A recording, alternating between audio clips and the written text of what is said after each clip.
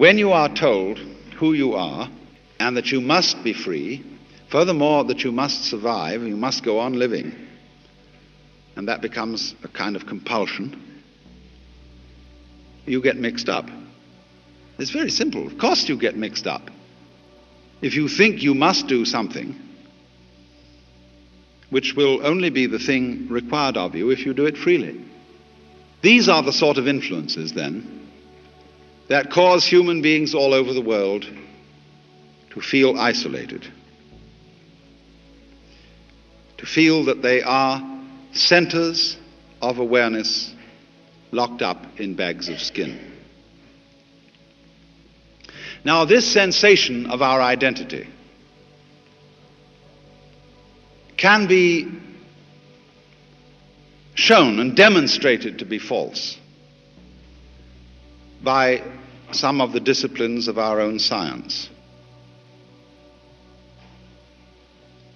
When we describe a human being or any other living organism from a scientific point of view, all that means is that we're describing it carefully. We are going to describe very carefully what a human being is and what a human being does. All right. And we find that as we go on with that description, we can't describe the human being without describing the environment. We can't say what a human being is doing without also saying what the world around him is doing.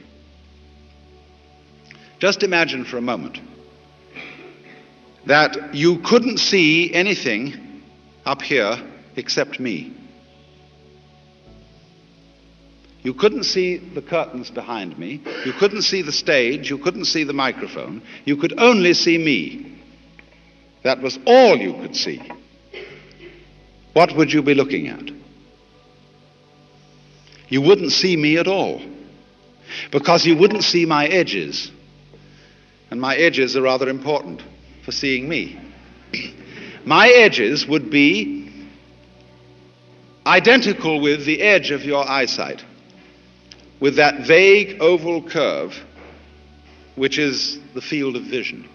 And what you would be looking at would be my necktie, my nose, my eyes, and so on, but you wouldn't see my edges. So you'd be confronted with a very strange monster, and you wouldn't know it was a human being. Because to see me, you need to see my background. And therein lies a clue of which we are mostly ignorant. In Buddhist theory, the cause of our phony sense of identity is called avidya, and that means ignorance, although it's better to pronounce it ignorance. Having a deluded sense of identity is the result of ignoring certain things. So when you look at me, and I manage by behaving up here in a kind of a more or less interesting way, I cause you to ignore my background because I concentrate attention on me. Just like a conjurer, a stage magician, in order to perform his tricks, misdirects your attention. He talks to you about something he's doing here, and he talks to you about his fingers and how empty they are, and he can pull something out of his pocket in plain sight and you don't notice it. And so a magic happens. That's ignorance. Selective attention, focusing your consciousness on one thing to the exclusion of many other things. So in this way, we concentrate on the things, the figures, and we don't concentrate on the background. And so we come to think that the figure exists independently of the background. But actually, they go together. And they go together just as inseparably. As backs go with fronts,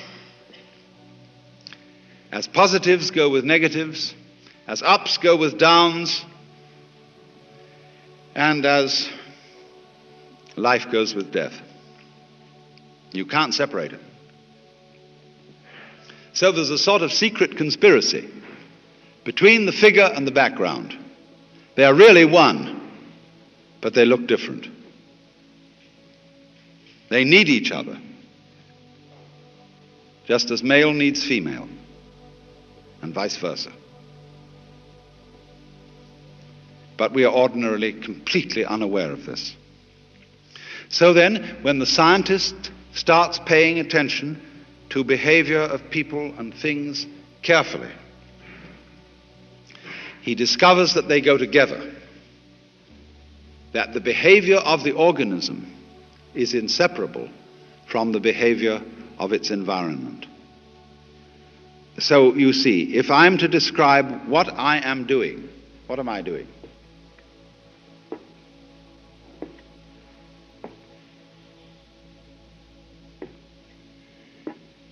Am I just waving my legs back and forth? No, I'm walking. And in order to speak about walking, you have to speak about the space in which I am walking, about the floor, about the direction, left or right, in relation to what kind of room, what kind of stage, what kind of situation. Because if there isn't a ground underneath me, I can't very well walk. So the description of what I am doing involves the description of the world. And so the biologist comes to say that what he is describing is no longer merely the organism and its behavior. He is describing a field which he now calls the organism-environment. And that field is what the individual actually is. Now, this is very clearly recognized in all sorts of sciences. But the average individual, and indeed the average scientist, does not feel in a way that corresponds to his theory. He still feels as if he were a center of sensitivity locked up inside a bag of skin. The object of Buddhist discipline, or methods of psychological training, is, as it were, to turn that feeling inside out, to bring about a state of affairs in which the individual feels himself to be everything that there is, the whole cosmos, focused, expressing itself here. And you as the whole cosmos expressing itself there and there and there and there and there and so on. That what, in other words, the reality of myself fundamentally is not something inside my skin, but everything, and I mean everything, outside my skin. But doing what is my skin and inside it.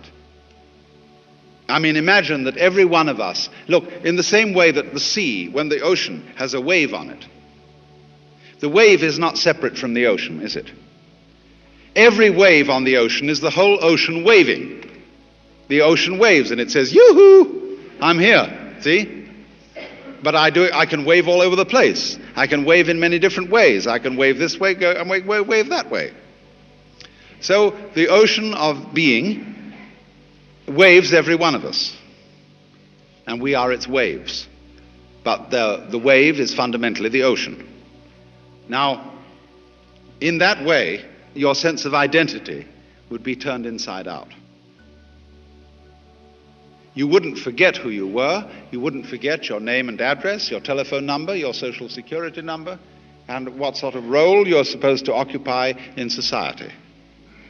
But you would know that this particular role that you play, this particular personality that you are, is superficial, and the real you is all that there is.